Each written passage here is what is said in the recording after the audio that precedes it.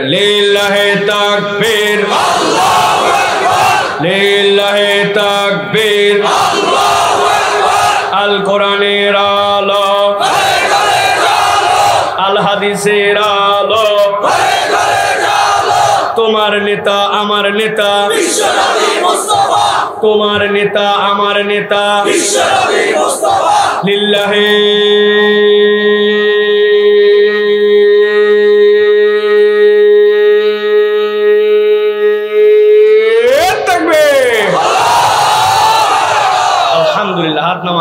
আল্লাহু আকবারের স্লোগান কোন দলীয় স্লোগান নয়, কোন পার্টির স্লোগান নয়, কোন গোষ্ঠীর স্লোগান নয়। আল্লাহু আকবারের স্লোগান ইমানদারের স্লোগান। ইমানদারের হৃদয়ে যতদিন পর্যন্ত ঈমান থাকবে, বাংলার আকাশে ততদিন পর্যন্ত কিয়ামত পর্যন্ত আল্লাহু আকবারের স্লোগান চলতেই থাকবে।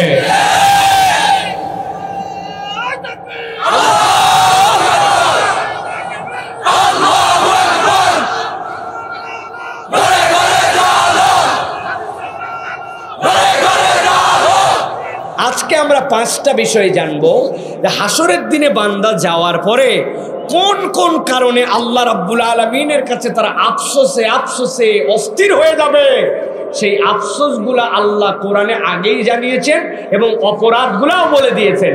তো আজকের মাহফিল থেকে আমরা ওই আফসোসের কারণ আর অপরাধগুলা জেনে আমার জীবনে যদি ওইটা থাকে, আমাদের জীবনে যদি ওইটা থাকে, ওইটা দূর করার নিয়ত করে চলে যাব, তাহলে আমাদের এই লাখ লাখ টাকা খরচ করে আয়োজন আসা বসা সার্থক হবে, ঠিক কিনা? তাহলে কি আমরা নিয়ত করতে পারি আজকে যা শুনবো ইনশাআল্লাহ আমরা সেটার উপরে আমল করার নিয়ত করলাম? বলেন আল্লাহুম্মা আমিন। একটা মুখ বন্ধ থাকবেন, আপনি দাঁড়ায় থাকেন আর বসে থাকেন, আস্তে বলেন আর জোরে বলেন, বলেন আল্লাহুম্মা আমিন।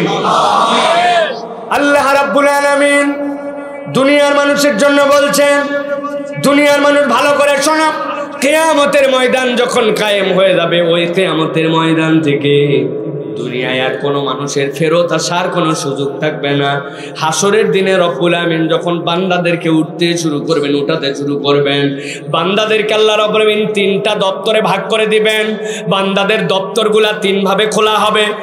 এক ধরনের দপ্তর, এক ধরনের নামের লিস্ট, এক ধরনের রেজিস্টার, যেইগুলা মানুষ আল্লাহ রব্বুল আমিনের গোলামি করে নাই, আল্লাহকে স্বীকার করে নাই, কাফের অথবা মুশরিকদের মধ্যে অন্তর্ভুক্ত হয়ে গেছে, রব্বুল আমিন তাদের দপ্তরগুলো আলাদা করে দিবেন।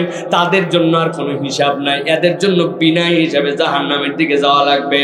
দুই নম্বরে আল্লাহ রাব্বুল আমিন আরেক দলের জন্য ওই দিন দপ্তর খুলবেন, যেই মানুষগুলা দুনিয়ার বুকে শিরিক করে নাই, কুফর করে নাই, কিন্তু দুনিয়ার বুকে জুলুম করেছিল, বান্দার হক নষ্ট করেছিল, আল্লাহ রাব্বুল আলামিনের কাছে যেই ডিউটি ছিল এই ডিউটিগুলা পালন করে নাই, তার সাথে কিছু নেক আমলও আছে, তাদেরকে আল্লাহ রাব্বুল আলামিন আলাদা দপ্তরে দিবেন। আর তিন নম্বর আরেক দল থাকবে, যেই মানুষগুলা শিরিক করে নাই, আবার যেই মানুষগুলা মানুষের হক নষ্ট করে নাই, কিন্তু ওই মানুষগুলা দুনিয়ার বুকে এমন কতগুলা কাজ করেছিল, যেই কাজগুলো করার কারণে আল্লাহর কাছে তাদের আদালতে বিচার হবে, অথবা আল্লাহ রাব্বুল আমিন তাদেরকে মাফ করে দিবেন। আল্লাহ মাফ করে দিয়ে তাদের জন্য জান্নাতের ফয়সালা করবেন।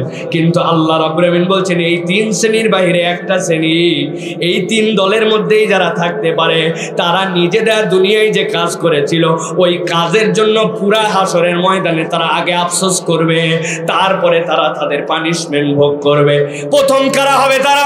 আল্লাহ রাব্বুল আমিন বলছেন, আল্লাহ বলছেন, হে নবী, আপনি কিয়ামতের দিনে যাওয়ার পরে যখন হাসরের ময়দান কায়েম হবে, একদল লোককে যদি আপনি দেখতেন কি অবস্থা তাদের, আল্লাহ বলছেন তাদের অবস্থাটা আমি রব্বুল আমিন আপনাকে জানাচ্ছি। ওয়ালাউ তারা ইয উকিফু আলান নার ফাকালু ইয়া লাইতানা নুরাদ্দু ওয়ালা নুকাযযিবা বিআয়াতি রাব্বিনা ওয়া নাকুনা মিনাল মুমিনিন। ওই মানুষগুলো আল্লাহর কাছে বলতে শুরু করবে, ও আমার রব, আজকে আমাদের জন্য বড় বিপদ। কি বিপদ তোমাদের? তারা আল্লাহর কাছে বলতে শুরু করবে, জাহান্নামের সামনে যখন তাদেরকে দাঁড় করাই দেওয়া হবে, ফাকালু ইয়া লাইতানা, হায় আমাদের আফসোস। কি আফসোস তোমাদের, কেন আফসোস করতেছো? এখানে জাহান্নামের সামনে তোমাদের নিয়ে যাওয়া হয়েছে। তারা বলতে শুরু করবে, নুরাদ্দু, যদি সুযোগ পাইতাম একবার আবার দুনিয়ায় আমাদেরকে ফেরত পাঠান, যদি আমাদেরকে, কেন দুনিয়ায় থাকতে চাও? আবার দুনিয়ার থেকে না এখানে তোমরা আসছো? বলে দুনিয়ায় তো এমনি যেতে চাই না, যদি একবার আমরা ব্যাক করতে পারতাম তাহলে স্বীকার করতেছি দুইটা অপরাধ মুক্ত হয়ে আসতাম। ওয়ালা নুকাদ্দিবা বিআয়াতি রাব্বিনা, দুনিয়ায় থাকতে পণ্ডিতি খাটায়া আমি আমার রবের আয়াত, যেগুলো আমার রবের বিধান, ওইগুলোর উপরে পণ্ডিতি করে ওইগুলাকে স্বীকার করি নাই, ওইগুলাকে মানি নাই। যদি একবার ফেরত যাই আল্লাহ, আর আমরা কখনো তোমার এই সকল বিধান যেগুলা ছিল এইগুলো অস্বীকার করতাম না। ওয়া নাকুনা মিনাল মুমিনিন, আর আমার রব, আমরা গেলে কিন্তু এরপরে প্রকৃত বিশ্বাসী হয়ে ফেরত আসতাম, প্রকৃত ইমানদার হয়ে ফেরত আসতাম। জিজ্ঞাসা করি, ওই হাসরের ময়দানে এই কথা বলার পরে কই বান্দাদেরকে দুনিয়ায় ফেরত পাঠানো হবে?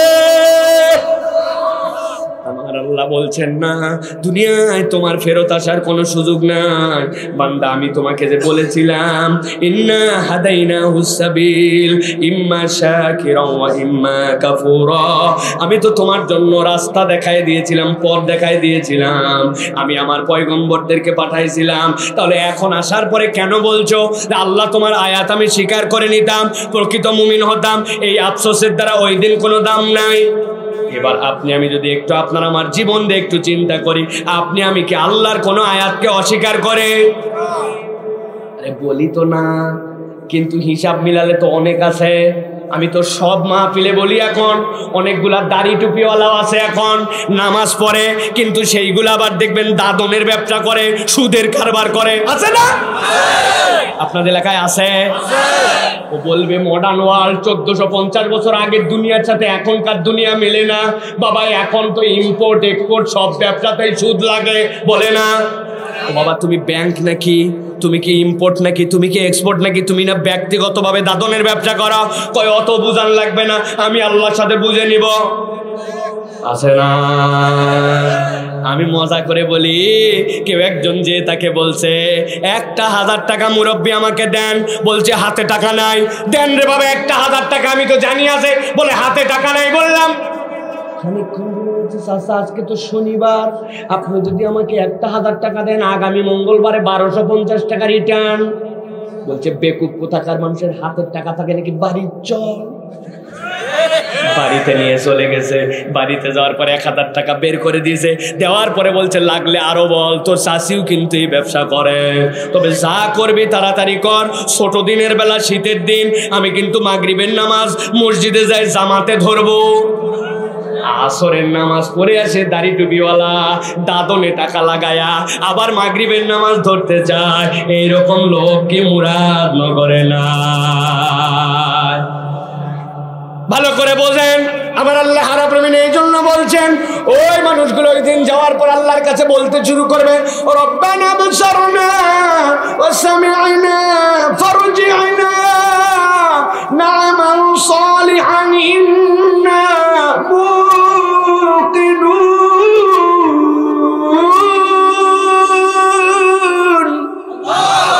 ওই দিন যাওয়ার পরে তারা বলতে শুরু করবে, আমাদের রব আজকে জাহান্নামের পাশে দাঁড় করাই দিছ। দুনিয়ার বুকে কত মাতব্বরি করছিলাম, আমার আল্লাহ যে বলছিল তোমার জন্য এটা হারাম, তোমার জন্য জাহান্নামের শাস্তি আছে, বান্দা জাহান্নামকে ভয় করো, ভয় করো। ওই দিন পণ্ডিতি করছিলি, আল্লাহ বলছেন আজকের দিনে তোমার জন্য বিপদ। তারা আল্লাহর কাছে বলতে শুরু করবে, আই রব্বানা, ও আমাদের প্রতিপালক, সামিআনা, আমরা শুনে ফেলছি আল্লাহ, যা যা তুমি বলছো। রব্বানা আবসারনা, দেখেও ফেলছি আল্লাহ, ফারজিআনা, আমাদেরকে একটুখানি দুনিয়ায় ব্যাক করায় দাও, না আমাল সলিহা, এবার যাওয়ার পরে দেখবে কেমন ভালো কাজ আমরা করি। আর আল্লাহ তোমার কাছে স্বীকার করছি, ইন্না মুকিনুন, আর আমরা অবশ্যই অবশ্যই তোমার যে হুকুম আকাম তার প্রতি বিশ্বাসী হয়ে যাব। জিজ্ঞাসা করি প্রিয় ভাইয়েরা, ওই দিন এই কথা বলার দ্বারা কি ওই বান্দাদেরকে দুনিয়ায় ফেরত আসার সুযোগ আছে? তাহলে আজকের থেকে সিদ্ধান্ত নেন, আল্লাহর বিধানের উপরে কোনো পণ্ডিতি চলবে না। আল্লাহর আয়াতকে কখনো কখনো অবজ্ঞা করে দিয়ে আল্লাহর আয়াত কখনো অস্বীকার করা যাবে না, ঠিক না? অনেক সময় আমরা না বুঝে আল্লাহর আয়াত অস্বীকার করে বসি। মাথার মধ্যে আমরা পণ্ডিতি খাটায় বসি। বাংলাদেশে একটা কথা বলার সবচেয়ে ডেঞ্জারাস কথা এটা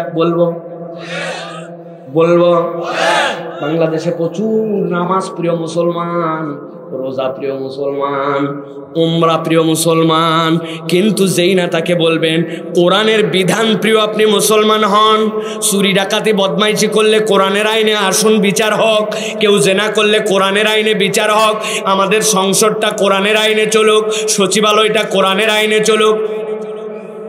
সাইফুল্লাহ ভাই তো কোনো দলের বক্তা মনে করছিলাম না, কিন্তু এও তো দেখি দলের কথা বলে।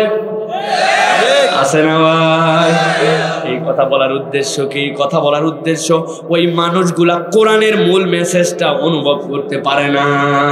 আপনি যদি কোরআনের 15 পারা পর্যন্ত বলেন আমি সব বুঝি, 15 পারার এই পর্যন্ত আমার কোনো অভিযোগ নাই, তাহলে আপনি কি 50% মুসলমান? পুরা কোরআন বুঝছি, কেবলমাত্র সূরা নাসের 2টা আয়াতের ব্যাপারে আমার একটুখানি মন্তব্য আছে, তার মানে আপনি 99% মুসলমান।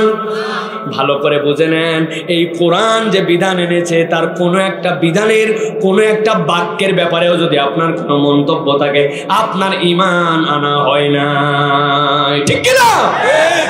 আল্লাহ রাব্বুল আলামিন এই জন্য বলছেন, এটা হলো প্রথম শ্রেণীর আফসোস। 2 নম্বর একটা শ্রেণী ওই কিয়ামতের দিনে আফসোস করতে শুরু করবে। আল্লাহ বলছেন তোমরা যেন কখনো তাদের অন্তর্ভুক্ত হয় না।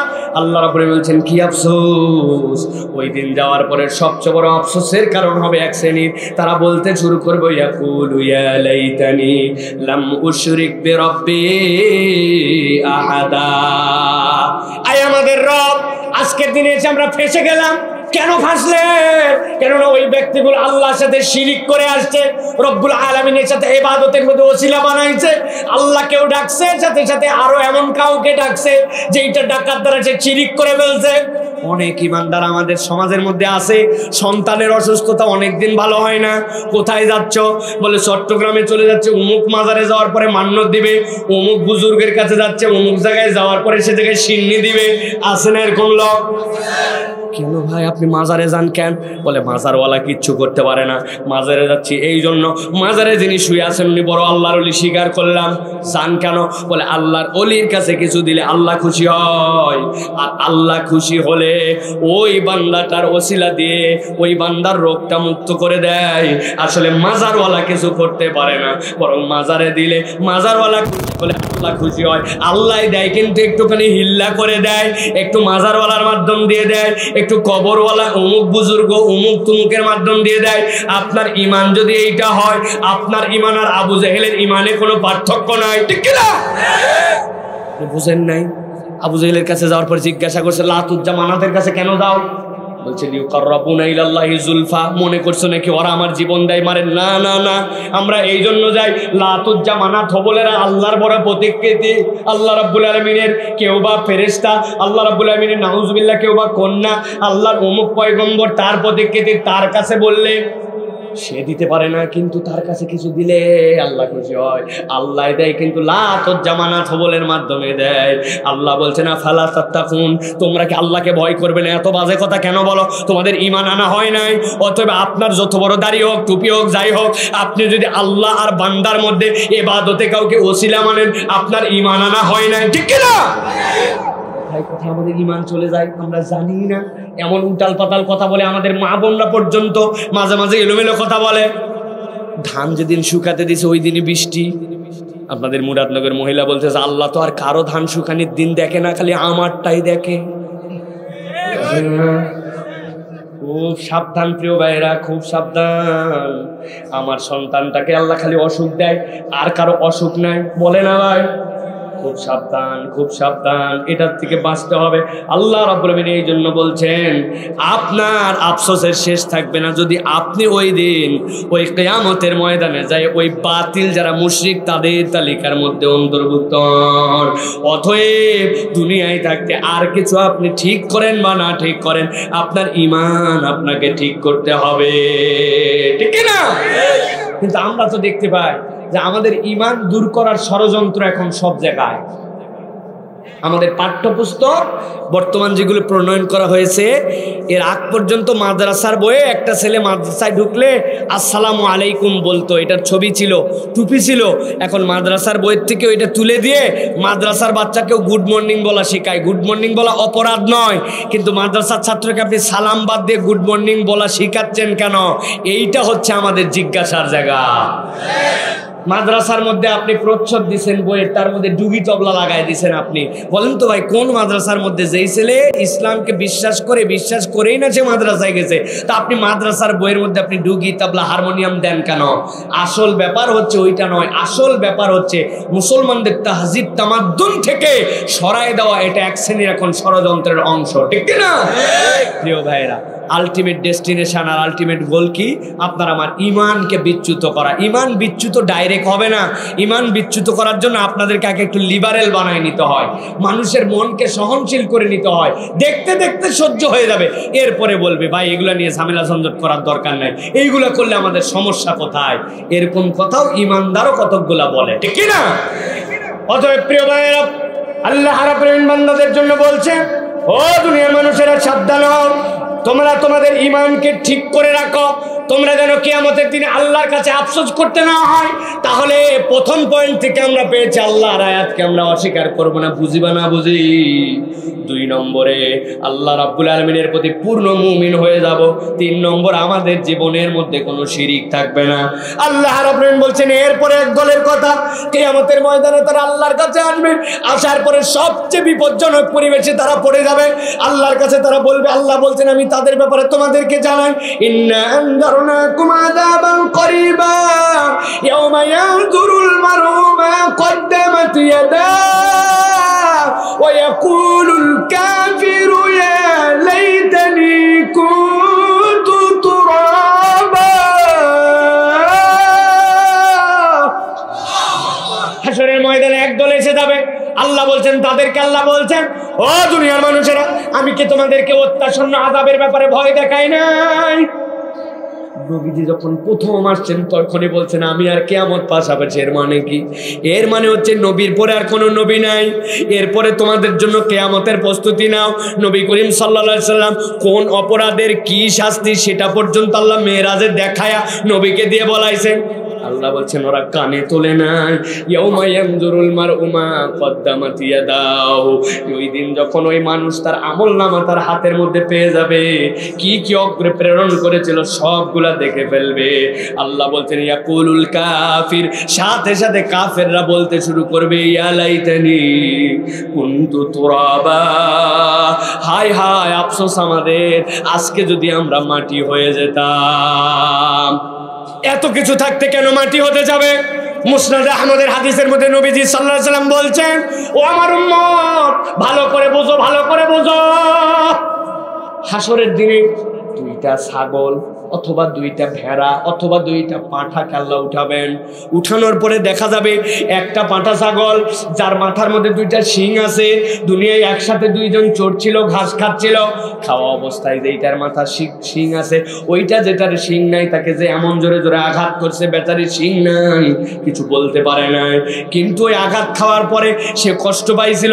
আল্লাহ ওই দিন যেটার শিং ছিল না ওটার শিং গজায় দিবেন, দেওয়ার পরে বলবেন দুনিয়াতে যেটা গুতাইছিল তোরে এখন তুই গুতা দে।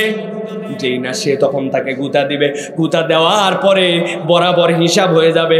আল্লাহ বলবেন এরপরে তোমরা মাটি হয়ে যাও। সবগুলা যখন মাটি হয়ে যাবে, আর যেই মানুষগুলা কিয়ামতের দিনে আল্লাহর আদালতে কুফরি করে ধরা খেয়ে গেছে, তোরা তখন দেখবে আমাদের তো ফায়সালা জাহান্নামের দিকে যাবে। আল্লাহ রাব্বুল আলামিন কোরআনুল কারীমের মধ্যে বলছেন ইয়াকুলু ইয়া লাইতানি কদ্দামতু লিহায়াতি ফায়াউমা ইযিল লা ইউআযিবু আযাবাহু আহাদ ওয়া লা ইউসিকু ওয়াতাকাহু আহাদ।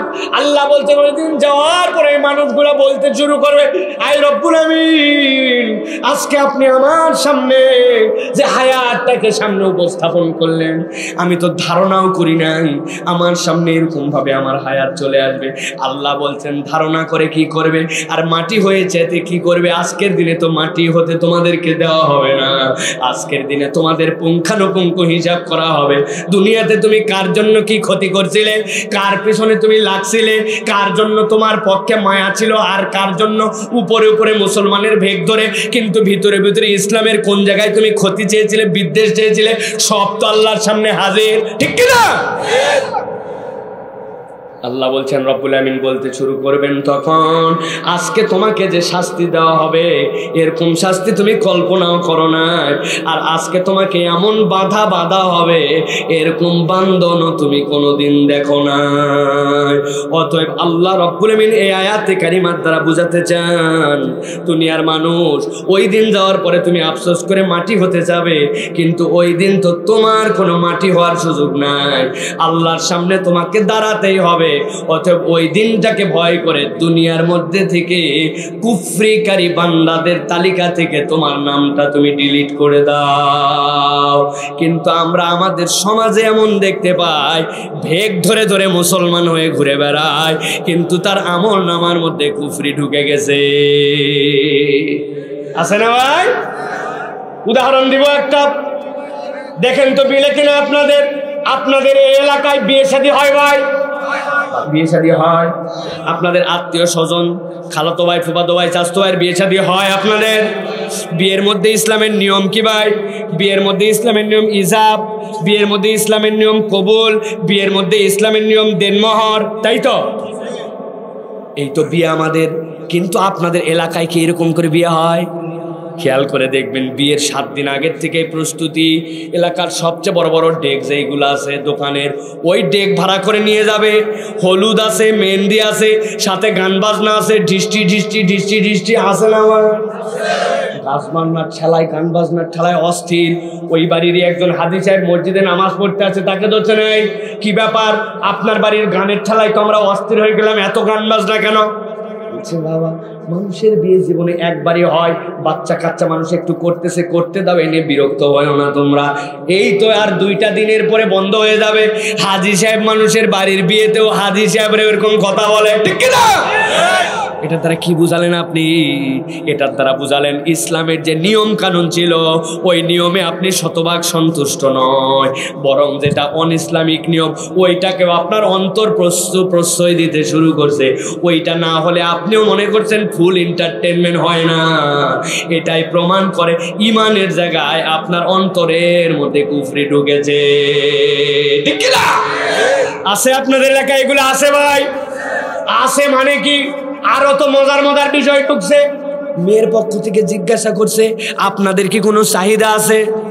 বলছে, হাজি সাহেব মানুষ, হজ করে আসছে, উনার কিসের চাহিদা? আল্লাহ কোনো অভাব দেয় নাই, যদি কিছু কথা বলা লাগে তো জামাইদের সাথে বলেন। জামাইরা বলছে, আপনাদের কি মান সম্মান নাই? হাজি সাহেব এই কথা বলতে গেছেন, আপনাদের যদি কিছু দিতেই মন চায়, বড় যদি একটা টিভি দেন তা আমাদের ছেলে দেখবে না, আপনার মেয়েই দেখবে। বড় যদি একটা ফ্রিজ দেন, এই ফ্রিজ আমাদের দরকার নাই, কিন্তু আমরা এলাকার থেকে খাবার টাবার পাঠালে আপনার মেয়ে রাখবে।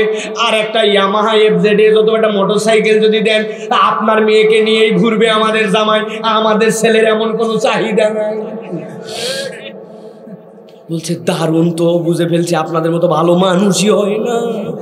আছে না?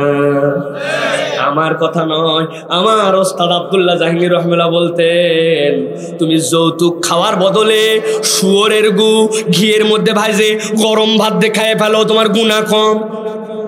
কি খেতে বলছে? শুয়োরের গু খাইতে পারবে কেউ? কিন্তু কেন বললো গুনাহ কম? কারণ আপনি আজকে শুয়োরের গু ভুল করে খাইছেন, আগামীকালকে সকালে বলতেছেন, আল্লাহ আমি ভুল করছি, তওবা করলাম, আর জীবনে খাবো না। আল্লাহ আপনাকে মাফ করে দেবে। কিন্তু আপনি যদি যৌতুক খান, কি করছেন আপনি? আল্লাহর হুকুমের বরখেলাপ, নবীর তরিকার বরখেলাপ, মহিলার বাপের অধিকার নষ্ট করছেন, মহিলার প্রতি আপনি জুলুম করছেন, বান্দার হক নষ্ট করছেন। আপনি শেষ বয়সে যাই মক্কা শরীফে হাত তুলে আল্লাহর কাছে বলছেন, আল্লাহ, তখন বুঝি না আপনি হাইরে কান্নাকাটি লাগাই দিচ্ছেন ওই জায়গায়, আল্লাহ বুঝি নাই। আল্লাহ যদি ফেরেশতা নামানোর সিস্টেম থাকতো, থাপ্পড় না মতো ব্যাকপল কোথাকার, বান্দার হক নষ্ট করেছে তুমি খানাই কাবাই কান্নাকাটি মারো। বান্দার হক নষ্ট করলে বান্দার হক নষ্টের গুনাহ আল্লাহ রাব্বুল আমিন ক্ষমা করেন না, আগে বান্দার কাছে মাপ নেওয়া লাগে, ঠিক না? যেই মামলার আসামি উনি নয়, ওই মামলায় আপনি তাকে ফাঁসায় দিলেন, মিথ্যা সাক্ষী দিয়ে ঢুকায় দিলেন, জেলের মধ্যে পচায় পচায় মেরে ফেলে দিলেন, জানাজায় পর্যন্ত যেতে দিলেন না। আপনি মনে করলেন আল্লাহর কাছে যাই বলে দিব আল্লাহ ভুল করে মাফ হয়ে যাবে। এত হিসাবটা সোজা নয়। আমার আল্লাহ বলছেন হিসাব কিয়ামতের দিনে বরাবর করা হবে। কেন এগুলা করে তারা?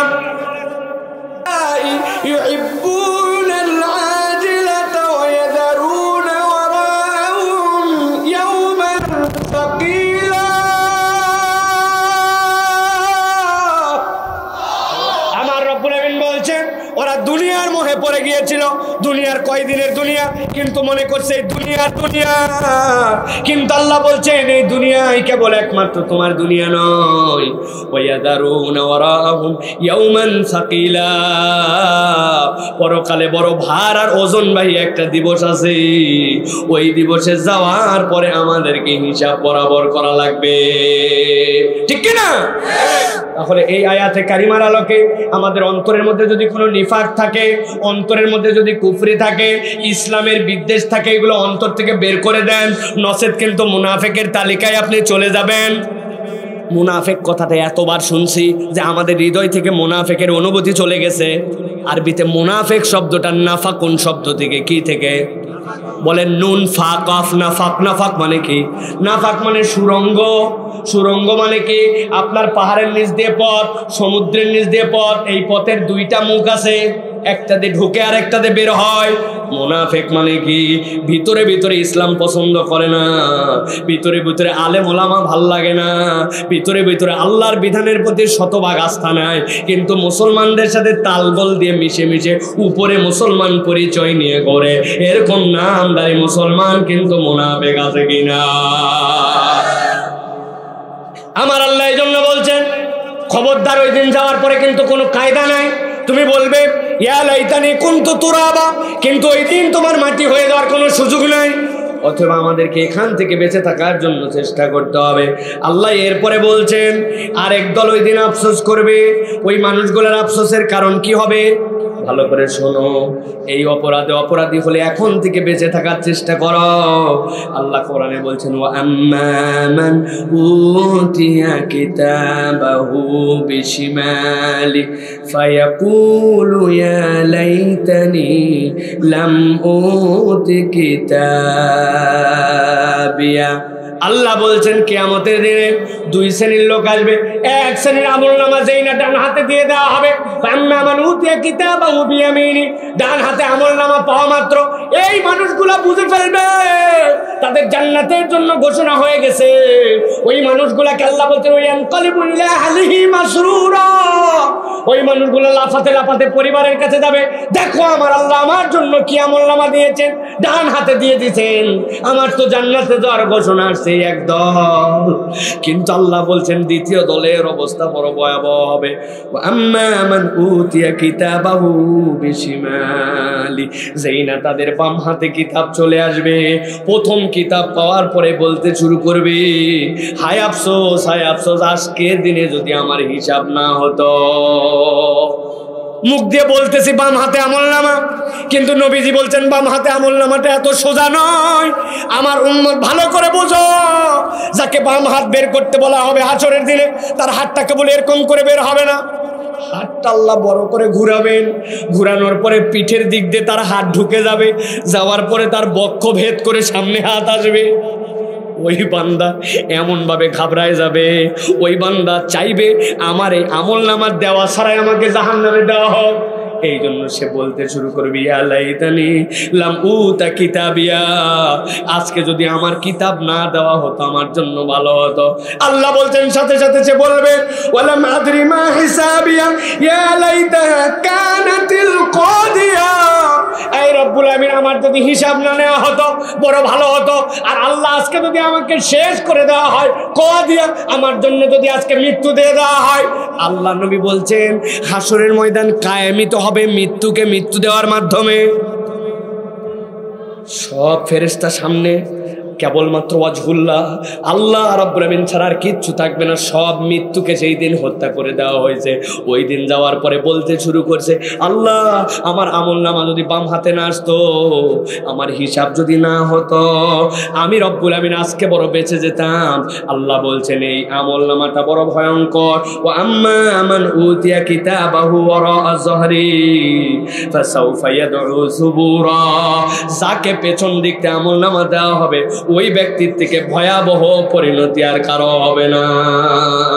কোন মানুষগুলোর আমলনামা বাম হাতে? যেই মানুষগুলা কিয়ামতের দিনে যাওয়াকে টার্গেটই করে নেই দুনিয়ায়। দুনিয়ায় তার জীবনযাপন, দুনিয়ায় তার আচরণ, দুনিয়ায় তার ব্যবসা, দুনিয়ায় তার বক্তব্য, দুনিয়ায় তার চলাচল, ভাব থেকে মনে হতো কিয়ামতই নাই।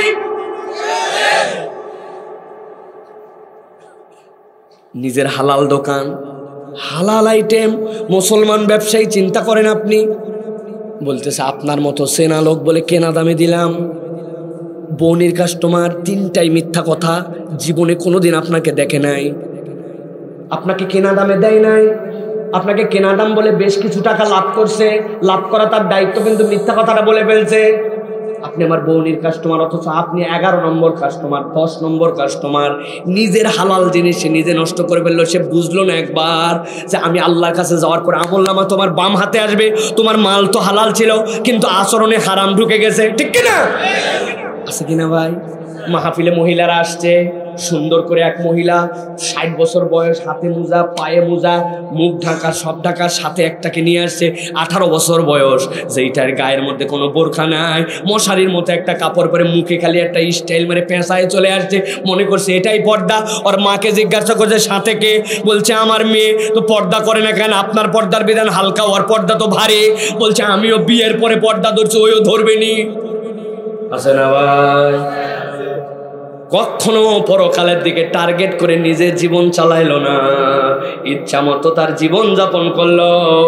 আল্লাহ বলছেন আল্লাহর কাছে যাওয়ার পরে কিন্তু আমলনামা বাম হাতে আসবে। ওই দিন যাওয়ার পরে কিন্তু বান্দা তোমার কোনো উপায় থাকবে না। ঠিক না? এই যুবক, এই তরুণ, ভালো করে খেয়াল করো ভাই। হাসরের দিন আল্লাহ রাব্বুল আমিন একদলকে ডাক দিবেন।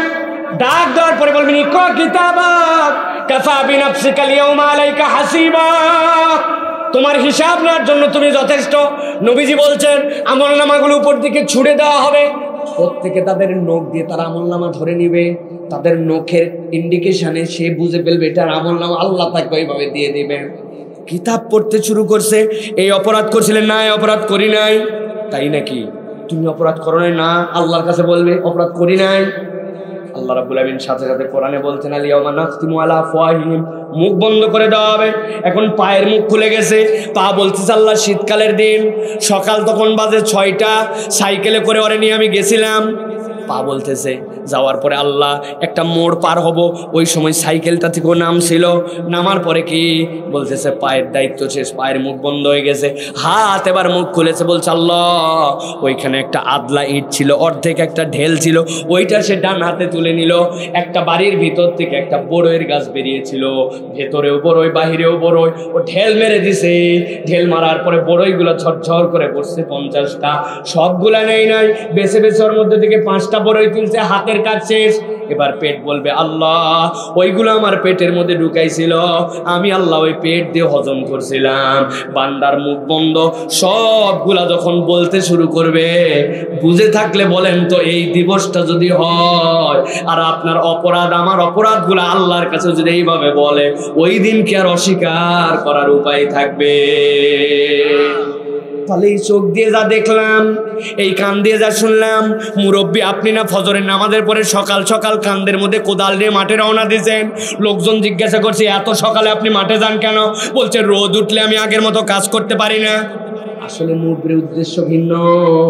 উনার সাথে যে জমি, ওই জমিওয়ালা এখন পর্যন্ত আল কাটতে পারে নাই। উনি আল কাটার নাম করে সকালবেলা গেছে আগে আল কাটবে। আগে আল কাটে জমিটা একটু 4 আঙ্গুল ঠেলতে চায়। এলাকায় নাই। আরে উনার 1 বিঘার জমির খাজনা খারিজ সব ঠিক আছে, কিন্তু 4 আঙ্গুলের লোভ সামলাতে পারে নাই। ওই জায়গায় হারাম আবাদ হয়েছে, ওই হারাম আবাদ পেটের মধ্যে ঢুকছে। পেটের ওই দানাগুলো আপনার কাছে বলে দিবে আল্লাহ। আমার আল্লাহ এই জন্য বলছেন সাবধান হয়ে যাও বান্দা। আমি আল্লাহ তোমার জন্য বললাম আম্মা মান উতিয়া কিতাবাহু ওয়ারা যহরি ফাসাউফা ইয়াদউ সুবুরা। ওই দিন কিন্তু আর কোনো সাহায্যকারী থাকবে না। অতএব আমল নামাটা যেন ডান হাতে আসে। আপনাকে আমাকে দুনিয়াটায় সেই রকম করে জিন্দেগি চালানো লাগবে, ঠিক কিনা ভাই? মোবাইলে কি দেখলাম ঘরের মধ্যে, আল্লাহ রাব্বুল আমিন দেখছে কিনা ভাই? চোখ যদি বলে দেয় তখন কি করব আমরা? কান যদি বলে দেয় আমাদেরকে? এই জন্য আল্লাহ রাব্বুল আমিন সতর্ক হতে বলছেন প্রিয় ভাইরা। আর 3টা কারণের কথা বলবো, খেয়াল করেন। আল্লাহ রাব্বুল আমিন বলছেন ওই কিয়ামতের ময়দানে যাওয়ার পরে 1 শ্রেণীর আফসোস বড় ভয়ঙ্কর হবে। আল্লাহ বলছেন কারা তারা? কোরআন আমাদেরকে বলছে সূরা ফুরকান 28 নম্বর আয়াতের মধ্যে আল্লাহ বলছেন ইয়া ওয়াইলাতা লাইতানি লাম আত্তাখিদ ফুলানান খলিলা লাকাদ আদাল্লানি আনিল যিকরি বা'দা ইয জানি ওয়া কানা আশ-শাইতানু লিল ইনসানি খাযুলা।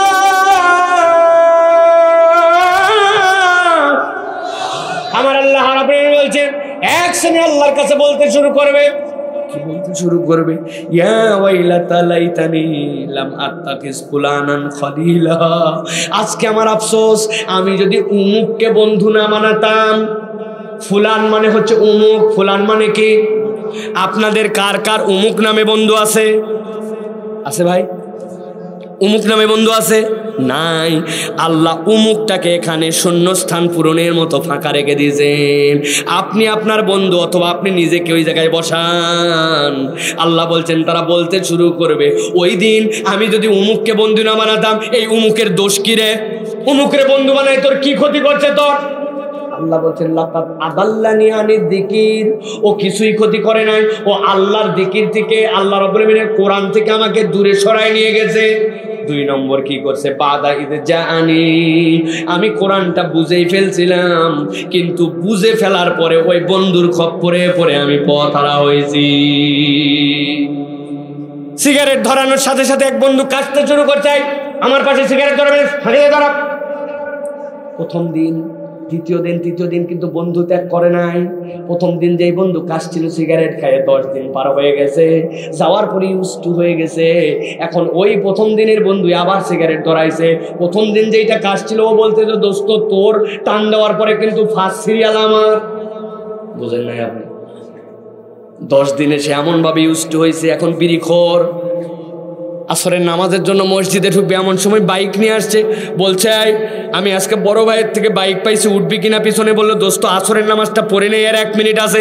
বলছে প্রত্যেক দিন আসরের নামাজ থাকবে, কিন্তু প্রত্যেক দিন বাইক পাবো না, উঠলে উঠ, না হলে আরেক বন্ধুকে নিয়ে চলে যাব। ও সিদ্ধান্তহীনতায় পড়ে গেছে।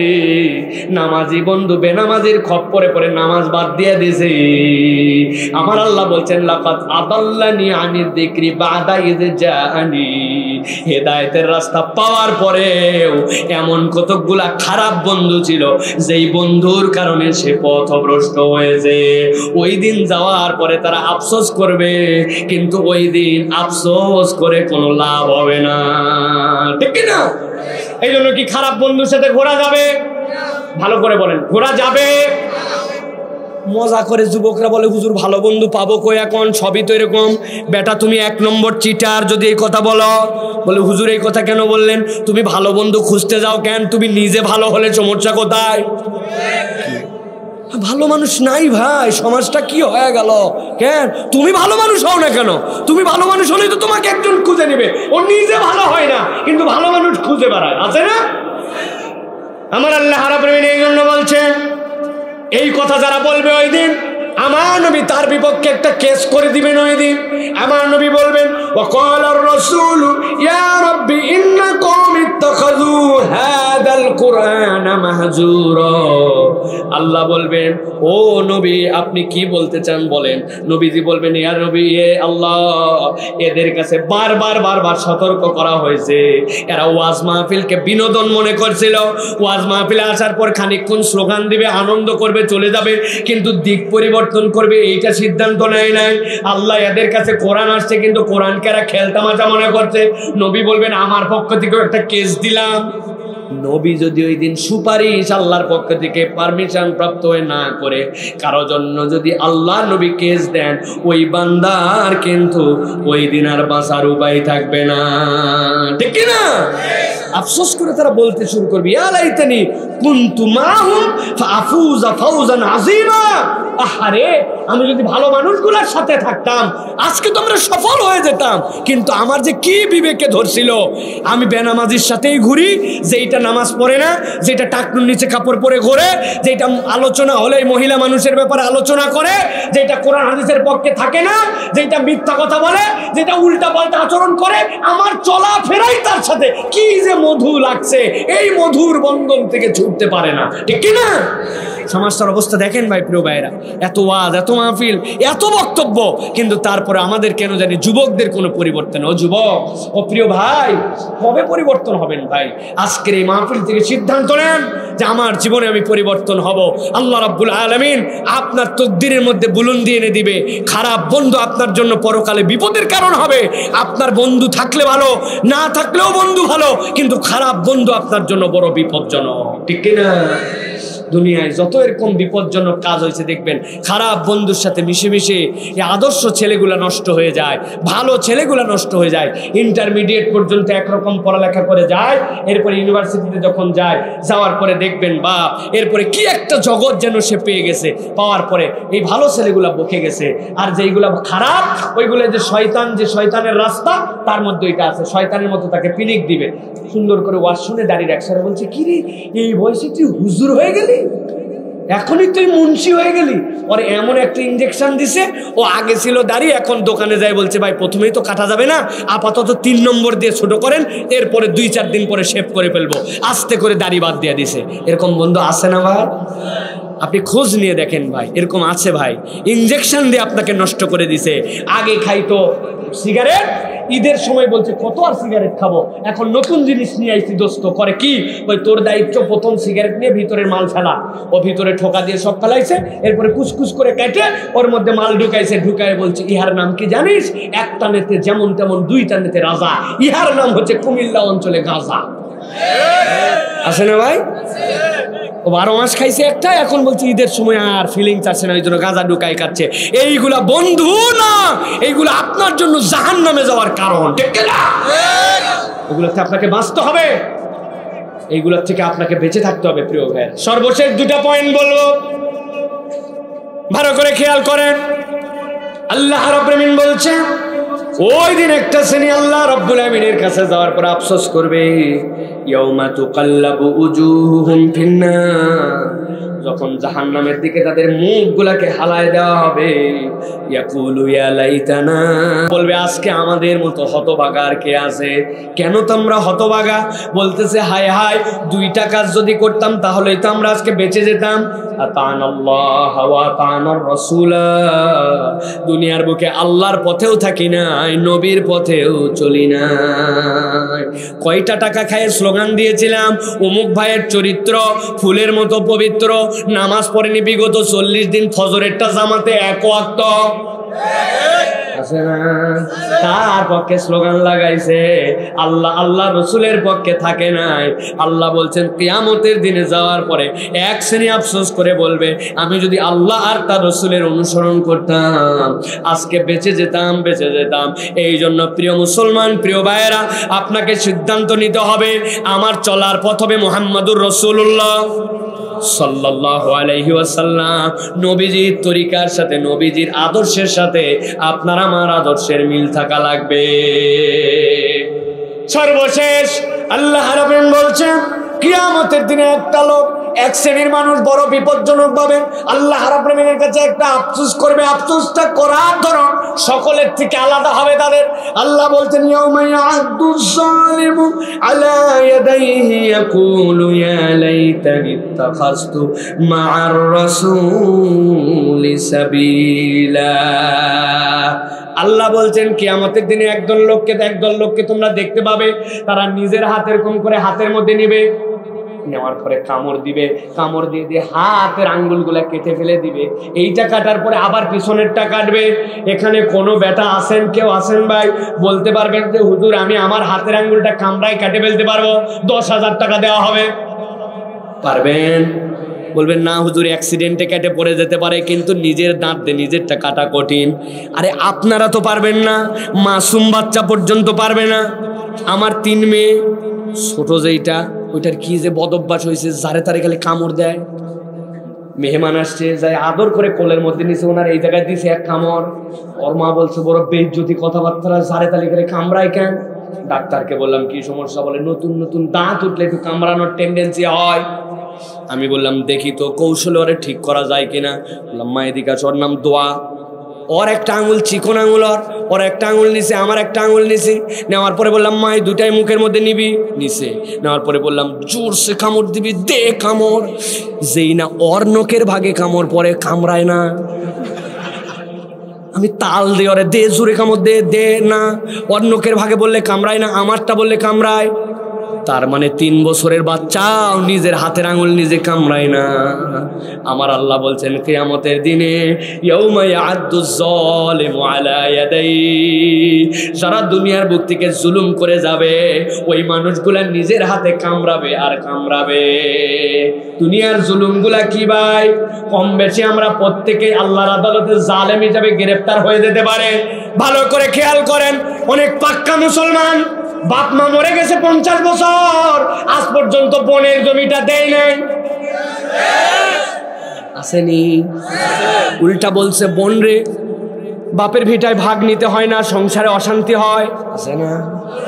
অনেক কৌশল করে করে মাঠের জমি যেগুলা পচাপাচি ওইগুলা কিছু দিছে, কিন্তু দেয় নাই। চাইতে চাইতে বোন মরে গেছে, উনি হাজি সাহেব গাজী সাহেব, কিন্তু জমির অধিকার ঠিক মতো দেয় নাই, আছে না? হজে যাবে, যাওয়ার আগে ছেলে মেয়ে সবগুলারে গুছাইছে, এলাকার জন্য 50,000 টাকা দিয়ে গরু জবাই করছে, করার পরে খাওয়া দাওয়ার শেষে বলছে মাফ করে দিবেন আমাকে, আর ফিরতে পারি কিনা। এটা ফিরবে না মানে রিটার্ন টিকিট তো তোমার কাটাই আছে, ভোগীযোগী। ওই জায়গাতেও মনের মধ্যে হ্যাঁ ফিরতে পারবো কি পারবো না এগুলো বলার কারণ আছে। বলছে আমি কিন্তু আমার জমি জমার সব ছেলে মেয়েকে ইনসাফ মতো ভাগ করে দিলাম, আপনারা দেখে রাখেন। এদিকে বলছে ইনসাফ, 10 বিঘা জমি আছে, 2 ছেলে 2 মেয়ে, 2 মেয়েকে দিছে হাফ বিঘা করে 1 বিঘা, বাকি 2 ছেলেকে 9 বিঘা। এই হচ্ছে ইনসাফ।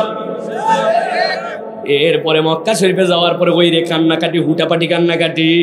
আল্লাহ তোমার খানায় কাবা দেখলে তুমি তো বান্দাদেরকে মাফ করে দাও। আল্লাহ আমি এই কৌশল করে নাতিদেরকে একটু সোনার সেন দিব বলে আল্লাহ আমার ছেলেগুলাকে 9 বিঘা, বাকি মেয়েদেরকে 1 বিঘা দিয়ে আসি, তুই মাফ করে দে। মাফ হবে বা মিলাই নেন। জুলুমের কথা বললে খালি সরকারের দিকে নজর যায় কেন? আমরা প্রত্যেকেই তো কম বেশি জালেম।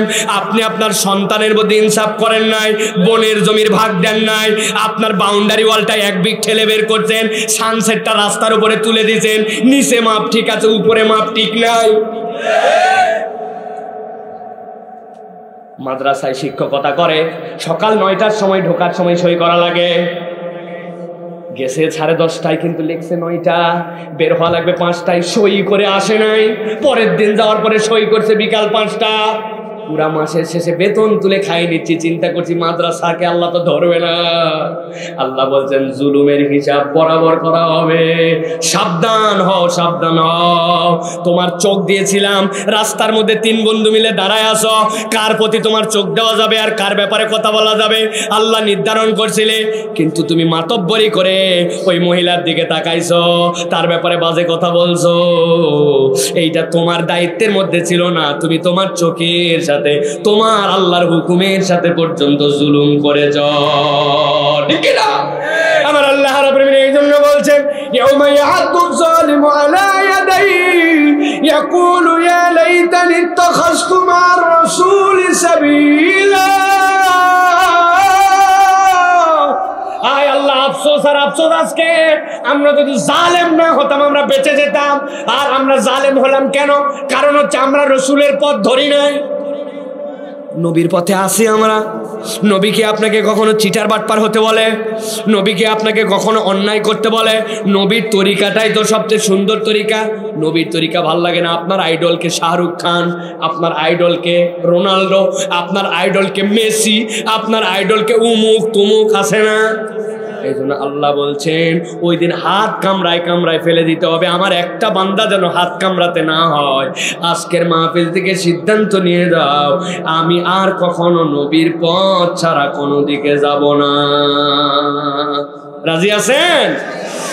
হাদিসের মধ্যে আসছে আল মারউ আলা দীনি খালিলিহি, মানুষ তার বন্ধুর রঙে রাঙিত হয়। আয়নার মধ্যে যেরকম দেখা যায় মানুষ তার বন্ধুর রঙে রাঙায়। আপনি কার সাথে ঘোরেন, সম্পর্ক কার সাথে, এটাই প্রমাণ করে আপনি আমি ভালো না খারাপ, ঠিক কিনা? অতএব প্রিয় ভাইয়েরা, আজকের থেকে আমরা সিদ্ধান্ত বদল করে, আমি মূলত 8টা পয়েন্টে কথা বলেছি। আল্লাহর আয়াত বুঝি বা না বুঝি অস্বীকার করা যাবে না, নবীর তরিকা ছাড়া যাবে না, জুলুমে অন্তর্ভুক্ত হওয়া যাবে না, বান্দার হক নষ্ট করা যাবে না, মুনাফিকি রাখা যাবে না, কুফুরের মধ্যে ঢোকা যাবে না, শিরিক করা যাবে না। আর সবচেয়ে বড় কথা, কোন মানুষের সাথে ঘুরতেছে এটা চিন্তা করে করে আপনাকে তার সাথে ঘুরতে হবে, ঠিক কি না? কে মন খারাপ করলো আর না করলো কিচ্ছু, যা বিরাট ভাব হয়ে গেছে, বাপরে এক ওয়াজ শুনে আর আমাদের সাথে ঘুরে না, বলতে দেন ওকে, তাই না ভাই? আপনাকে আপনার পরিবর্তন, আপনার রাস্তা আপনাকে নিয়ে নিতে হবে। কেননা আল্লাহ রাব্বুল আলামিনের কাছে ওই দিন যাওয়ার পরে তাছাড়া আমাদের বিপদের বাজার হয়ে যায় প্রিয় ভাইয়েরা।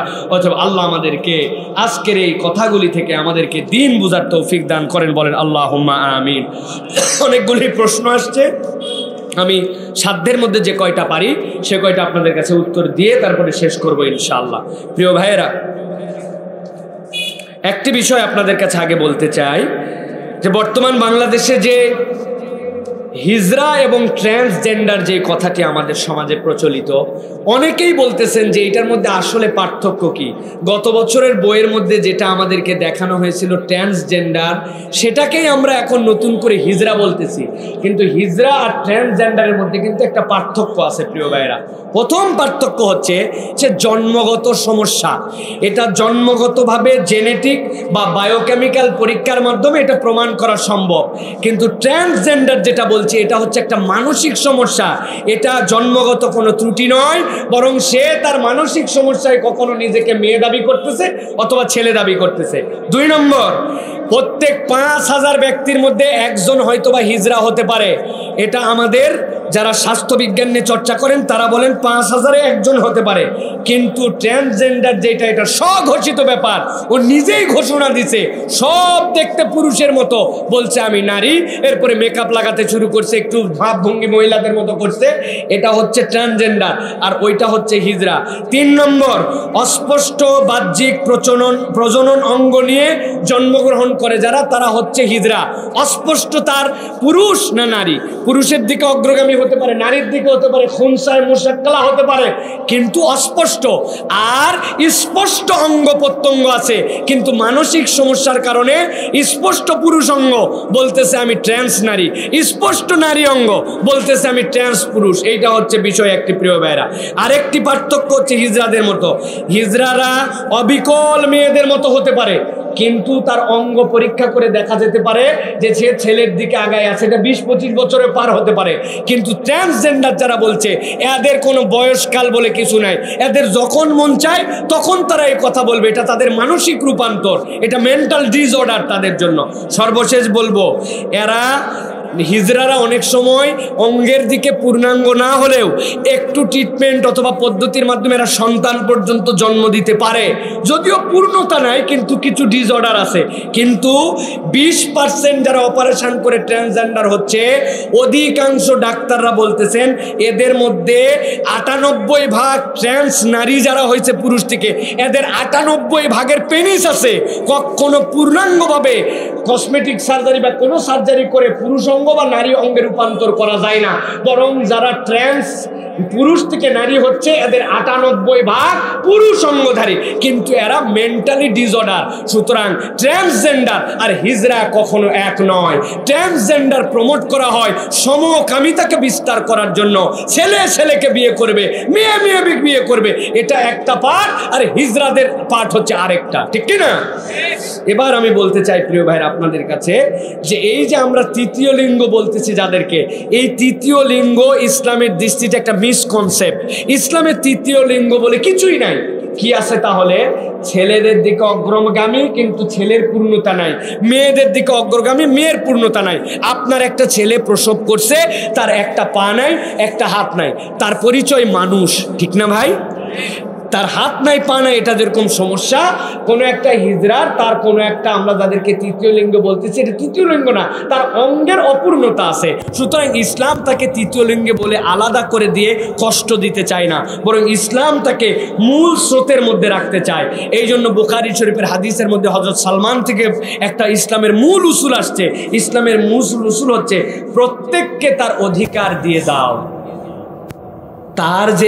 তার যে সমস্যা শারীরিক, এই সমস্যার কারণে তিনি যে ক্ষতিগ্রস্ত, তার অধিকারটুকু তাকে ফেরত দিয়ে দাও। আল্লাহ কোরআনুল কারীমের মধ্যে বলেছেন ওয়ালাকাদ কাররামনা বানি আদম, আল্লাহ বনি আদমকে সম্মানিত করে সৃষ্টি করেছেন। সুতরাং মানুষ হিসাবে যে সম্মান আল্লাহ দিলেন, এই সম্মান তার কিভাবে বৃদ্ধি পাবে? আল্লাহ বলছেন এই সম্মান তার দুনিয়ার বুকে আসবে কি দিয়ে? আল্লাহ বলছেন ইন্না আকরামাকুম ইনদাল্লাহি আতকাকুম, তোমাদের মধ্যে সেই আল্লাহর কাছে সম্মানিত যে আল্লাহকে ভয় করে বেশি। এখন সে হিজরা নাকি নারী না পুরুষ এটা বিষয় নয়। সুতরাং যদি কোনো পরিবারে হিজরা হয় তাহলে তাকে সম্মান দিতে হবে, তাকে আপনাকে পরিবারের একজন সদস্য হিসেবে মেনে নিতে হবে, স্বাভাবিক জীবনযাপনে তাকে উৎসাহ দিতে হবে। আপনার জন্য পরিবারের ভূমিকা আছে, পরিবারে তাকে একটা অস্বাভাবিক সন্তান হিসাবে হলেও আপনাকে তাকে গ্রহণ করে নিতে হবে। আমরা যদি এইটা না করি তাহলে তারা তখন বাহিরে যেয়ে বকে যায়, উল্টাপাল্টা করে। জিজ্ঞাসা থাকতে পারে হিজড়ারা কেন নারীর বেশ ধরে, হিজড়ারা কেন নারীর ধরন অনুসরণ করে? মানুষ মাত্রই সাজাকে পছন্দ করে, সাজগোজ মানুষের তবিয়তের মধ্যে আছে। নারীরা বেশি সাজে, সে যখন কোনো দিকে পূর্ণতা নাই তখন নারীর রূপ ধরে। আর যে সকল অসামাজিক কাজ করে আপনি খেয়াল করলে দেখবেন, চান্দাবাজি করা, টাকা তোলা, মানুষকে ডিস্টার্ব করা, মানুষের কাছে যাওয়ার পর বিরক্ত করা, এগুলো নারীরা কেউ করে না, কিন্তু তারা এই নারীদের এই সরলতার সুযোগ দিয়ে মানুষের কাছে এই কাজগুলি করে যাতে মানুষ তাদেরকে বেশি বিরক্ত করতে না পারে। সুতরাং যারা প্রকৃত হিজড়া, আমরা বলবো বাংলাদেশের সরকারের হিসাবে মাত্র 10,000, বেসরকারি সংস্থার হিসেবে 50,000। সুতরাং তাদেরকে মেডিকেলি পরীক্ষা করা সম্ভব। প্রথম দায়িত্ব হবে এদেরকে মেডিকেলি পরীক্ষা করে যারা হিজড়া প্রকৃত তাদের একটা নিবন্ধন রাখা, এরপরে তাদের জন্য বেকার ভাতা দেওয়া, তাদের জন্য কর্মসংস্থান নেওয়া। আমরা হুজুরদের দায়িত্ব কি? খুতবার মধ্যে তাদের পক্ষে কথা বলা, তারা আমাদেরই অংশ বুঝানো, তোমার জন্য মিরাজনামা সন্তান থেকে পিতার থেকে তুমি পাবে। তুমি যদি পুরুষের দিকে অগ্রগামী হও, পুরুষের মিরাজ তোমার, নারীর হলে নারীর মিরাজ তোমার, তোমাকে বাড়ির থেকে বের করে দেওয়া হবে না। আমাদেরকে হিজড়াদেরকে আপন করে নিতে হবে। আর ভেকধারী যে সকল হিজড়া, যেইগুলা কেবলমাত্র মানুষকে উত্তক্ত করার জন্য, চান্দাবাজি করার জন্য যারা এইগুলা করতেছে, তাদেরকে গ্রেফতার করে আইনের আওতায় আনতে হবে। এটা যদি করা হয় তাহলে কি হবে? তাহলে যারা আজকে হিজরার কান্দে ভর দিয়ে ট্রান্সজেন্ডার করায় শরীফাকে আমাদের মধ্যে গিলাতে যাচ্ছে, এরা আর এই প্রতারণা করার সুযোগ পাবে না, ঠিক কি না? আমাদের অতএব সচেতন হতে হবে। আর সরকারের প্রতি দুটা পরামর্শ থাকবে। আপনি প্রতিষ্ঠানের জন্য পরামর্শ দেন, কোনো একটা গার্মেন্টস, ওই গার্মেন্টসে যদি 10 জন হিজরা যারা এরকম প্রতিবন্ধী, তাদেরকে যদি কাজ করার সুযোগ দেওয়া হয়, তোমাদের ট্যাক্স এত% মওকুফ করা হবে, তোমাদের কর এই জায়গা থেকে রিলিফ করা হবে। তখন আগ্রহ করে তাদেরকে মানুষ কাজে নিবে, কারণ তার তো সব আছে, হাত আছে, পা আছে, চোখ আছে, নাক আছে, শুধু তার জেনেটিক্যালি কিছু সমস্যা আছে শরীরে। সুতরাং তাকে কর্মক্ষম বানাই দিলে সমাজের এই ফিতনা চলে যাবে। সুতরাং যারা হিজরার কান্দে ভর করে সমকামিতাকে প্রকট করতে চাচ্ছে, ট্রান্সজেন্ডার এটা গিলাতে যাচ্ছে, তাদের থেকে বাঁচতে হলে এই হিজরাদেরকে আমাদেরকে মূল্যায়ন করে সমাজে তাদেরকে প্রতিষ্ঠিত করতে হবে, ঠিক কি না? আল্লাহ আমাদেরকে বোঝার তৌফিক দান করুক, বলেন আল্লাহুম্মা আমিন। এই ভিক্ষাবৃত্তি যারা করেন হিজড়ারা, তাদের জন্য লাস্ট কথা বলবো। নবীজি বলছেন কিয়ামতের দিনে এক শ্রেণী নিজের মুখ এরকম করে আঁচড়াবে, ফেলে দিবে, আবার তার গোস্ত তৈরি হবে, আবার আঁচড়াবে। কারা? যাদের শারীরিক সক্ষমতা থাকার পরে ভিক্ষাবৃত্তি করে। অতএব আপনি হিজড়া, তাই কি আপনার আত্মসম্মান বোধ নাই?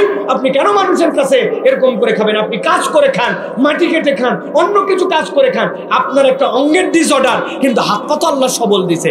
অতএব তাদেরকেও বুঝতে হবে, আর আমাদেরকে ভালোবাসা দিয়ে তাদেরকে সমাজে প্রতিষ্ঠিত করার জন্য চেষ্টা করতে হবে। আলেম ওলামারা তাদের জন্য মাদ্রাসা বানিয়েছেন, হেফজোখানা বানিয়েছেন, অনেক কিছু করেছেন। প্রকৃতার্থে ইসলাম প্রেমী মুসলিমরা, ইমামরা প্রথম তাদেরকে ভালোবাসা দিয়েছে, ঠিক কিনা? আল্লাহ আমাদেরকে বোঝার তৌফিক দান করুন, বলেন আল্লাহুম্মা আমিন। একজন প্রশ্ন করেছেন, কোন আত্মীয় মারা গেলে তাকে দেখতে গিয়ে যদি থাকতে হয় তাহলে নাকি 4 দিন তার বাড়িতে থাকতে হয়, কথাটি কি হাদিস দ্বারা প্রমাণিত? প্রিয় ভাইয়েরা, চিন্তা করেন আপনি কোরআন হাদিসকে আমরা কোন জায়গায় নিয়ে গেছি। একে তো আত্মীয়, তার মধ্যে মারা গেছে, তার বাড়ির পরিবেশ কেমন, সেখানে যাওয়ার পরে দাফন কাফনের শরীক হয়ে তাদেরকে সান্ত্বনা দিয়ে চলে আসবেন, উল্টা তার উপরে চাপ বানাইছে যে 1 দিন 2 দিন থাকতে হবে, 4 দিন থাকা।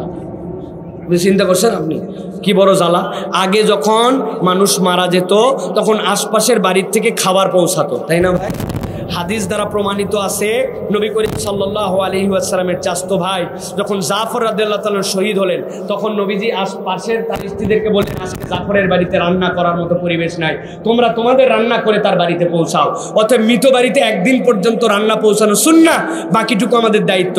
আর এখন মৃত বাড়ির টেনশন কি জানেন?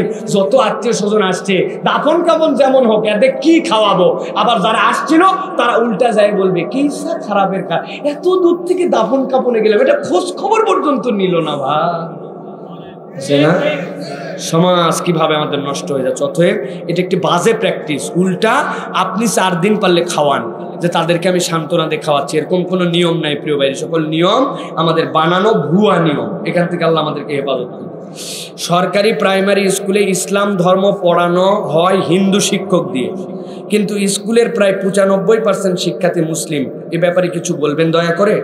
এটা হয়তো একটা এক্সেপশন, এটা সব জায়গায় নাই। সব জায়গায় কি হিন্দু শিক্ষক দিয়ে ধর্ম পড়ানো হয়? আমাদের তো যে শিক্ষা ব্যবস্থা এই ঝামেলাই মিটাই দিছে। আগে ধর্ম বইয়ে পাশ ফেলের মান ছিল, এখন বলছে পাশ ফেলি নাই, পড়লেও ভালো না পড়লেও ভালো। এটা হিন্দু দিয়েই পড়ান আর যারে দিয়ে পড়ান, সমস্যা আছে ভাই? খুব সাবধান প্রিয় ভাইয়েরা। তারপরেও কথা হচ্ছে যে যদি কেউ এইরকম টিচাররা ধর্ম বই এরকম করে পড়ান, এটা একটা ধর্ম অবমাননার মতো। তিনি তার ধর্মে পণ্ডিত হতে পারেন, কিন্তু ইসলামে আল্লাহ তার জন্য বিধান দিয়েছেন। কোরআনের একটা আয়াত আছে, যে আয়াত উনি পড়তে পারবেন না, যেটা পড়াতে পারবেন না, যেটা উনি ওর উপরে আঙুল দিয়ে ছুঁতে পারবেন না, তাহলে এখানে তো কোরআনকে বেইজ্জত করা হবে। অতএব যদি কোনো স্কুলে এরকম হয়ে থাকে, স্কুল কর্তৃপক্ষের উচিত অন্য কোনো মুসলিম শিক্ষক দিয়ে এটা পড়ানো। ধর্ম শিক্ষক বলেই ধর্ম পড়াতে হবে এরকম কোনো কায়দা কানুন বা নিয়ম ওখানে বাধা নাই। অনেক সময় তো গণিতের স্যার না থাকলে হেড স্যার সেখানে যায় গণিত পড়ান, তাহলে ওইখানে হিন্দু শিক্ষক ধর্মীয় শিক্ষক বলে ইসলাম ধর্ম উনি পড়াবে, হিন্দু ধর্ম উনি পড়াবে, এরকম কোনো ব্যারিয়ার নাই। এটা আমাদের আকলের বিষয়। সব বিষয় জিজ্ঞাসা করে হ্যাঁ না দিয়ে উত্তর হয় না, আকল দিয়ে অনেক কিছু আমাদের নির্ধারণ করে নিতে হয়, ঠিক কিনা? আল্লাহ আমাদেরকে বোঝার তৌফিক দান করেন।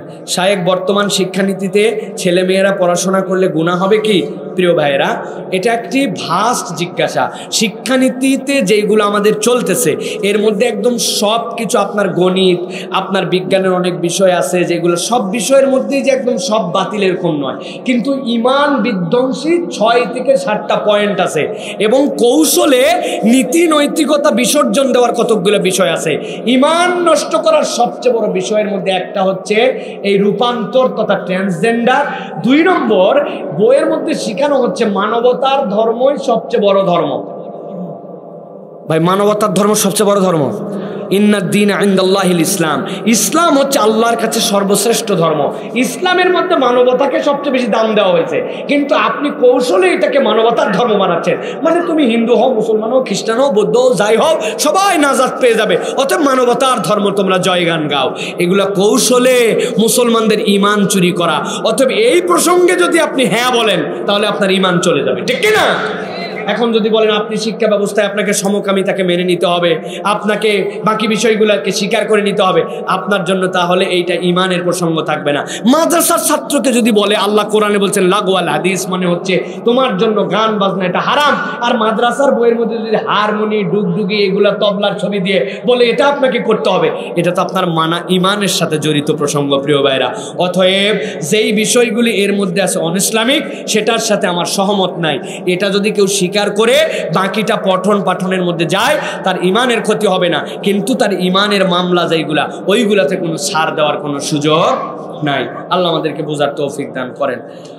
আসসালামু আলাইকুম শাইখ, আমি একটি বিড়ালের বাচ্চা পালতাম, বাচ্চাটি ভুলবশত আমার পায়ের নিচে পড়ে যায়, তারপরে বিড়ালটি অসুস্থ হয়ে 15 দিন পর মারা যায়, এখন কি আমার গুনাহ হবে? প্রিয় ভাইয়েরা, আপনার প্রথম কথা হচ্ছে মানুষের পাপের দুইটা দিক আছে, একটা পাপ হচ্ছে তার ইচ্ছাকৃত আর একটা হচ্ছে অনিচ্ছাকৃত।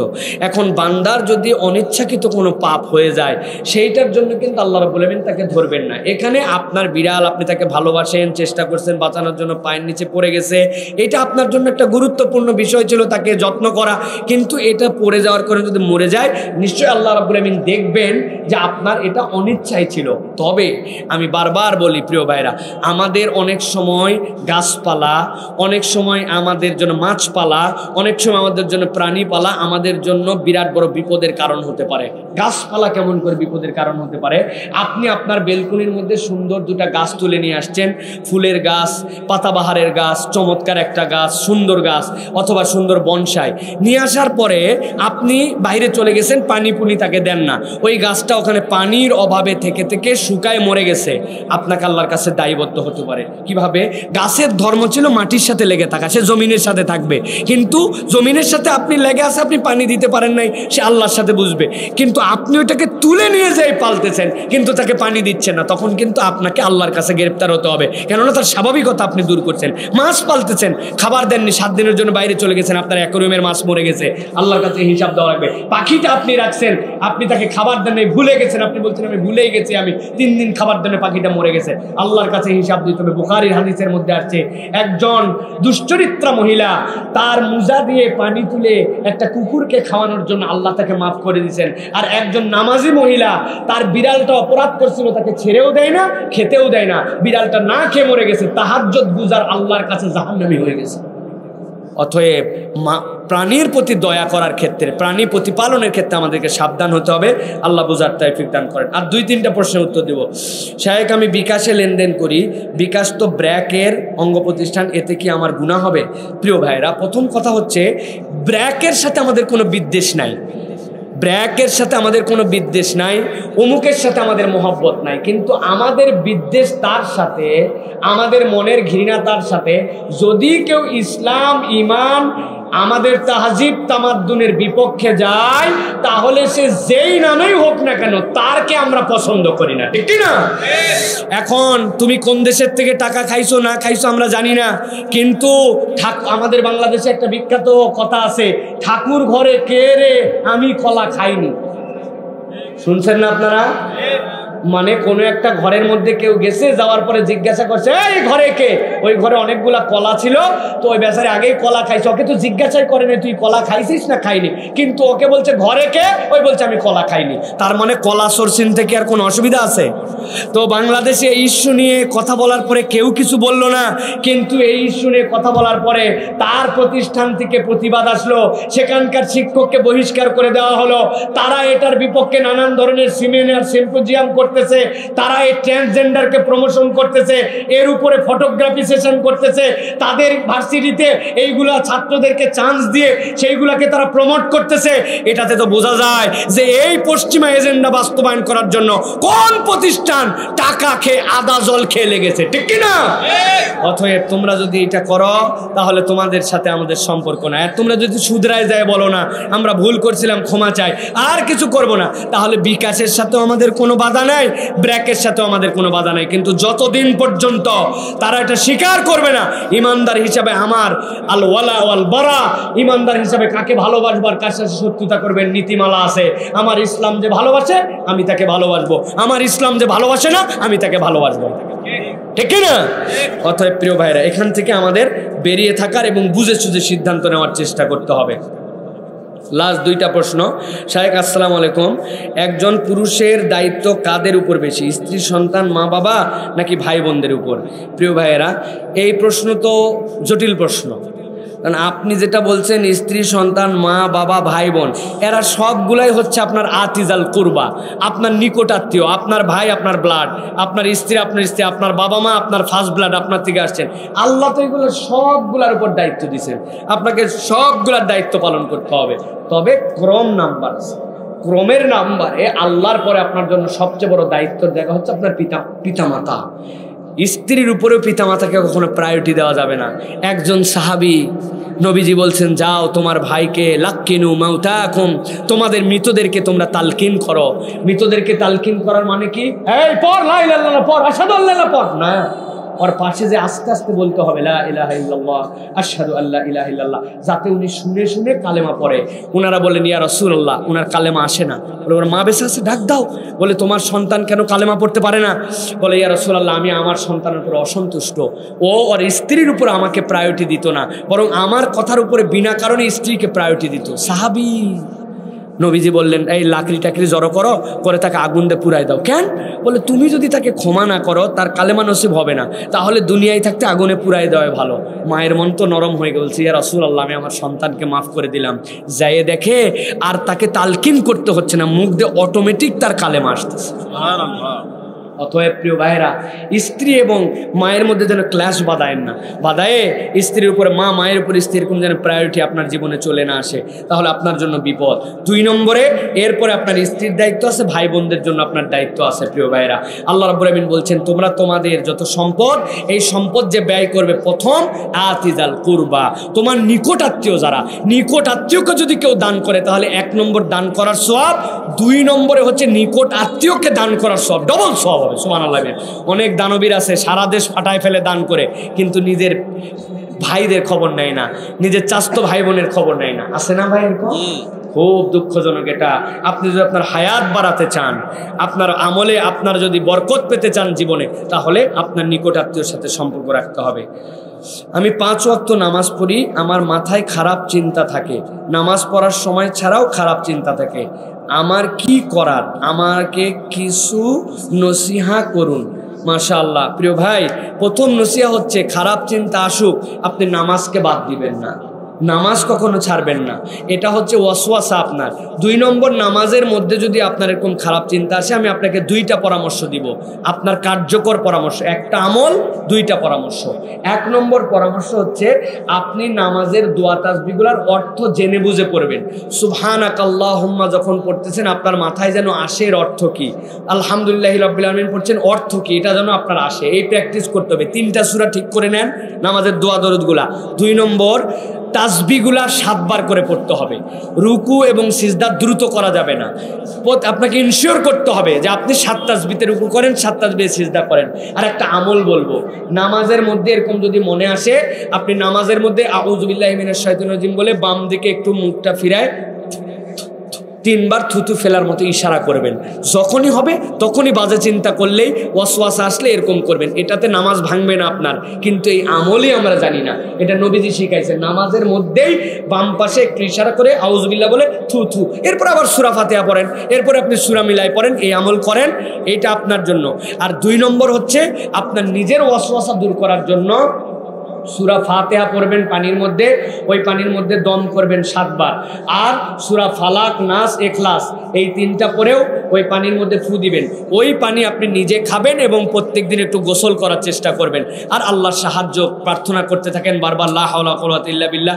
এই দোয়া দরুদ পড়েন আর এই 2টা আমল করেন, নামাজের ভিতরে ওয়াসওয়াসা যাবে, বাহিরেরটাও চলে যাবে ইনশাআল্লাহ। আল্লাহ আপনাকে সুস্থ করে দেখ, বলেন আল্লাহুম্মা আমিন।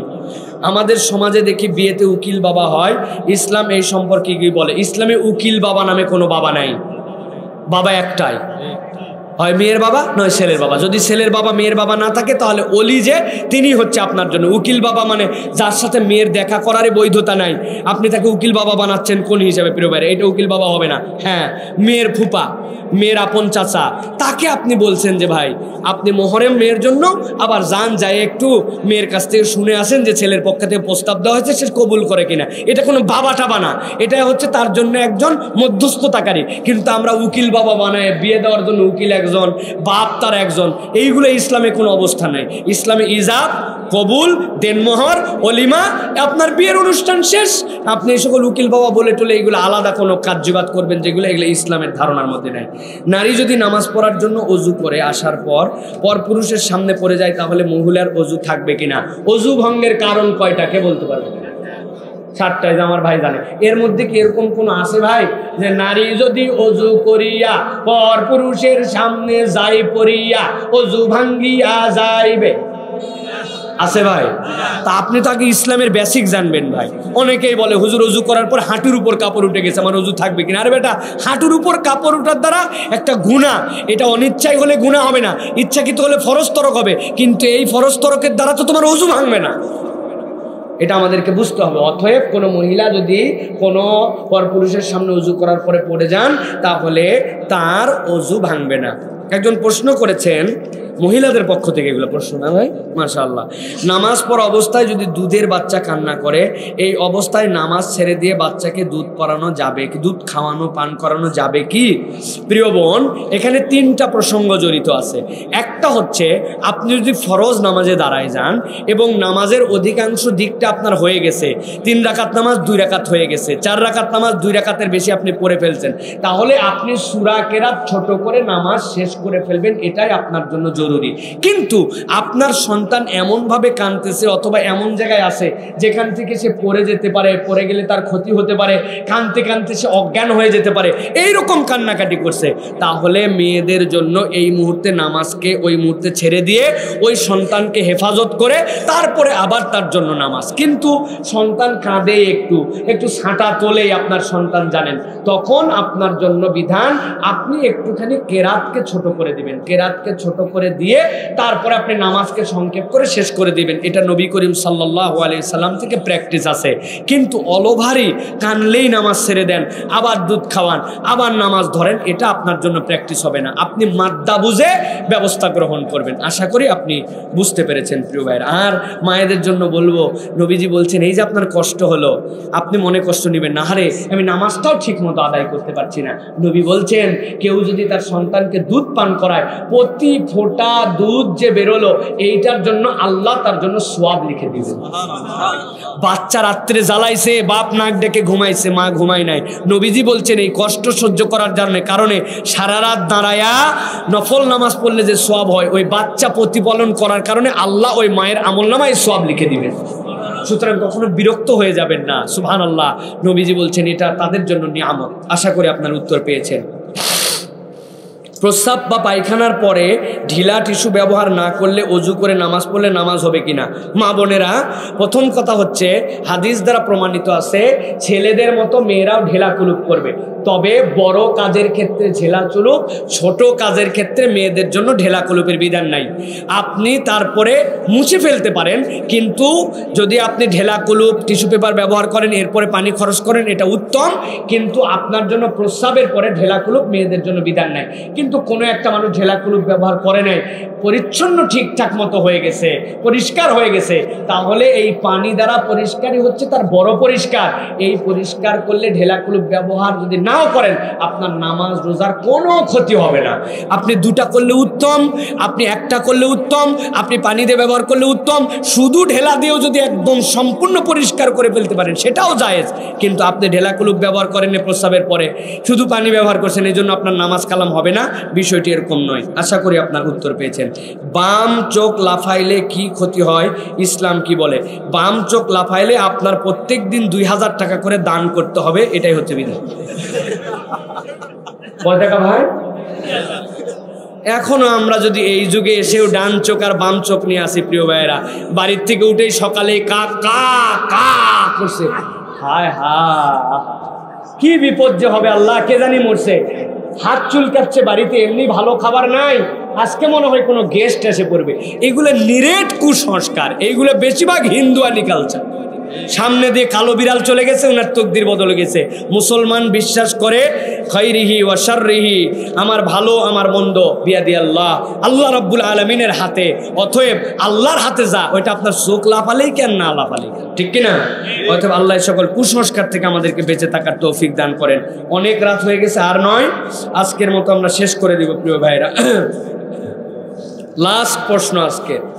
আসসালামু আলাইকুম, প্রস্রাব যেহেতু নাপাক, তাহলে আমরা শীতকালে প্রস্রাব করার সময় দেখতে পাই গরম বাষ্প হয়ে উঠে যায় প্রস্রাব। এই বাষ্প অনেক সময় শরীরের দিকে আসে, এতে কি আমার কাপড় অথবা শরীর নাপাক হয়ে যাবে? মানে আপনার প্রস্রাব তো গরম আর বাহিরে আছে আপনার জন্য ঠান্ডা, এখন প্রস্রাব করে দিছে, প্রস্রাব করে দেওয়ার পরে বাষ্পের মতো গরম হয় না? এই গরম যদি আপনার গায়ে আসে, তাহলে এই বাষ্প আসলে আপনার জন্য নাপাক হবে কিনা? প্রিয় ভাইরা, প্রথম কথা হচ্ছে আপনার যে নাপাক হওয়ার বিধান, পাক না পাক, এটা হচ্ছে আপনার শরীরে লেগে যাওয়ার সাথে এটা জড়িত। আপনার শরীরে প্রস্রাবের ছিটাপোটা লেগে গেছে, তার আসার আছে, চিহ্ন আছে, আপনি বুঝছেন, যেটা আপনার কাপড়কে ভিজার অনুভূতি দিছে। অথবা আপনার নাজাসাতে হাকিকি, যেটা আমরা মল বলি, সেটার এমন চিহ্ন আসার, যেটার চিহ্নতে আপনার ওখানে দাগ আছে, কিন্তু আপনার যেটা বাষ্প হচ্ছে, আমাদের সব প্রস্রাবই তো আলটিমেটলি বাষ্প হয়ে উঠে যায়, ঠিক না ভাই? দুনিয়ার সবই তো বাষ্পভূত হয়। অতএব এই বাষ্প হয়ে আসলে এটার দ্বারা আপনার যদি মনেও হয় উড়ে আপনার দিকে আসতেছে, এর দ্বারা আপনার কাপড় চোপড় নাপাক হবে না। আশা করি আপনি উত্তর পেয়েছেন। হাযা মা ইনদি ওয়াল ইলমু ইনদাল্লাহ। সুবহানাকাল্লাহুম্মা বিহামদিকা আশহাদু আল্লা ইলাহা ইল্লা আনতা আস্তাগফিরুকা।